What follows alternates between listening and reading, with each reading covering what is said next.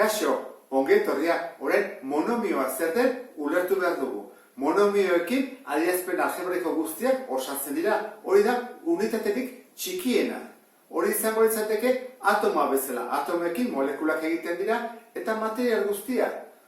Hemen ere monomioekin egiten dira binomioak, polinomioak, ekuazioak eta bar. Eta zer da monomio bat? Mono badakizu esan edula bat, unitate bat. Osatuta dago, aurretik koefiziente bat, hau da, zenbaki bat, eta ondoren letrazko zatia. Ikusten duzuen, bi zati dadola. Zenbakia eta letrazko zatia. Zenbakiari koefizientea deitzen zaio, eta letrazko zatia bitan dago banatuta.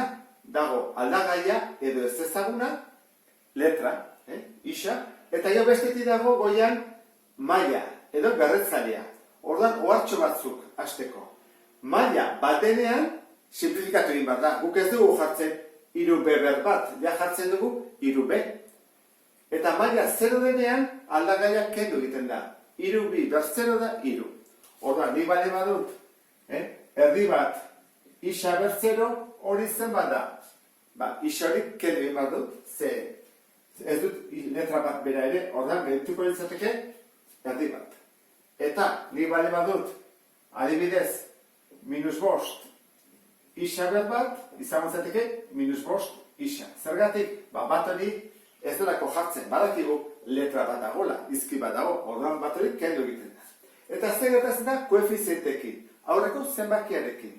Bat denean simplifikatu egiten da, orduan jartzen da, jarri berrian bat bider a ber 3, gogoratu zaitezte, minus baldin badago, adibidez horrela, nik bat kentzen dut, baina minus hori ez da kendu behar, mantentzen da, horrela geldituko litzateke.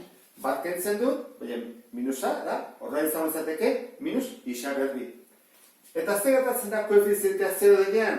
0 bider 0, 0. Horran, kaso honetan bai, ni bain badut horrela, hau 0 gelditzen da. Kontuz 0 eta beste 0, ez da berdina. Hemen kentzen da izkiak soberan dugulako, eta hemen 0 denean, 0 bider 0 ez, 0. Behar bada, duda bat ondeteke, ber 0 ea 0 den. Ez dakik gogoratzen zaten, lehen txau ikasi dugulako baitere, da zerbait bider 0, ez da 0. Bost bider 0, bat, bost ber 0, bat baldin bada, 6 ber 0, bat da, eta bat, horregatik, isa ber 0 da bat. Eta bat bider erdi bat. Horren, hau ulertuta, zer den monomioa, goazen ikustea, zer diren antzeko monomioak eta aurkakoak. Horren, antzeko monomioa zer da? Badutenak letrazko zati berdina. Oso importante da, monomio bat zer den definitzen du letrazko zatiak. Koefizientea oso importantea, noski, baina letrazko zatiak esaten dugu zer den, zer motatako den. Orduan, adibidez, bi hauek, antzekoak dira, horren behiratu gara letrazko zatia. Isa berbi, bai, horren hau dira, antzekoak. Hemen, bost isa, bost i. Antzekoak dira, ez, berriz egun koefizientea berdina zatia. Importantena da, letrazko zatia. Isa eta hemen i, horren hauek ez dira antzekoak. Eta hauek, hiru isa berbi, ez dira ere, zer da, isa, eta da, isa berbi. Hemen, bi letra daude, eta hemen letra bakarra. Beraz, hau ere, ez da. Horran, aurkakoak zesan nahi du, bada, dutela letrazko zati berdina, baina koefizientearen ikurra aldatuta. Gehi baldin bada minus, eta minus baldin bada plus. Horra gozen, hori aurkako egitea. Nola egiten da? Esan dugu, koefizientearen ikurra aldatu, horra, minus bi izan berrean, plus bi, eta letrazko zatia berdina. Hau da, aurkakoa. Horren aurkakoa nola jarko genuke? Plus delako minus jarri, eta bost isa. Eta honena, berdin minus isa. Orduan, ulertu zute ez da, aurkakoa zer den, antzeko monomioa zer den, eta hau bazen pixkat praktikatzea kasu honetan. Guazen pentsatzea, hau dela monomioa, minus bi eren AB, baki hemen dela bider eta bider, letrazko zatia ikusi behar dugu zer den, koefizientea eta bat. Koefizientea zer da?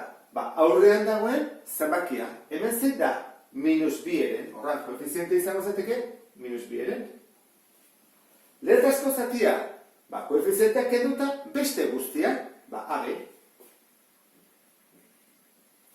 Maila da, hemen goian dago zenbakia.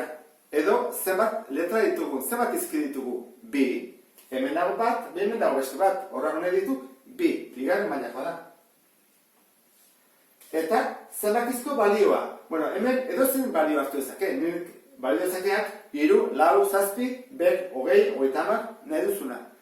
Goazen pentsatzen, kalkulatzeko zenbakizko balioa esan behar digute, zenbat balio behar duen A eta zenbat den B, bestela ezin dugu kalkulatu. Goazen pentsatzen esaten dugutela, A balio du 6, B balio du 2. Zenbat da bere zenbakizko balioa, orduan, horren, bai kalkulatu dezakegula zenbakizko balioa. Lehen ez, horren bai, 6 eta 2. Goazen jartzeak, -2 eren, bider.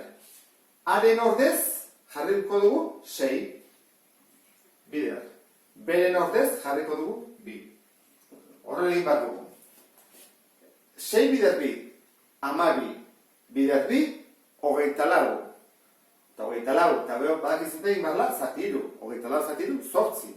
Baina, jarri behar dugu, minus delako horrean. Orduan, hau izango izateke, pixka galdetu izaketena, ariketetan da. Zenen bere koefizientea, letrazko zatia, maila, edo zenbakizko balioa. Eta honekin, bukatuko nuke monomioei buruzko oharrak. Beste bat arte, agur!